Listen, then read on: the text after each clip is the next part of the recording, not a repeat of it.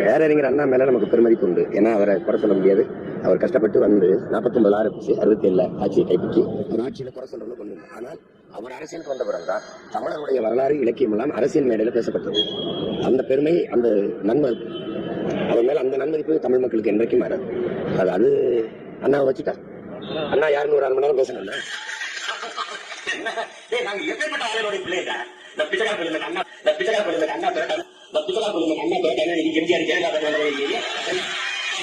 யார் மலையாளி?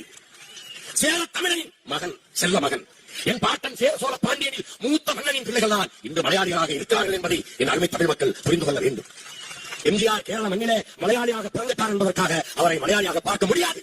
நீ எம்ஜிஆர் சாதியை தந்தி ஒரு வார்டு கவுன்சிலர் இருக்கிறவரு முதலமைச்சராக ஒரு கூட்டணி போட்டு அந்த கூட்டணிக்குள்ள இருக்கிற நல்லவனுக்கு கால் கட்ட மயிர் அளவுக்கு பெறுவானடா விஜயகாந்த்.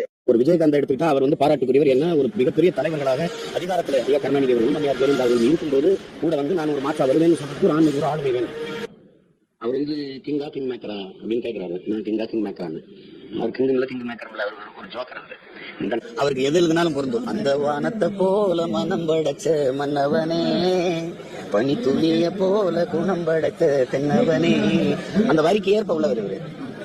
அவருக்கு வந்து என்ன பாத்தீங்கன்னா ஆளு ஜண்டிகா கம்பீரமா இருப்பாரு, வெளியே உருவம் பெருசா இருக்கும், உள்ள ரொம்ப குழந்தைத்தனமானவர். அவர் பழைய பாத்தீங்கன்னா தெரியும். மயில் கேட்கல, மயில் குளிர்ல தான் தோலை விரித்து ஆடும். ஆனால் அந்த மயில் குளிரில் அடைகிறதோ என்று எண்ணி 5 போர்வையை பூட்டி நான் பேரும். அதனால் அவர் ஆக சிறந்த கொடை வல்லல். மயில் நம்ம பாட்டு எனக்கு போர்வை குளிர் கேட்கல. அந்த செயல் உண்மையிலே பேச்சு காட்சியல், உண்மையிலே பேச்சு காட்சி. ஏன்னா மயில் வந்து சில குளிர் காட்டடிக்கும் போது தோகை விரிச்சு ஆடும். இவன் நம்ம பாட்டை போரை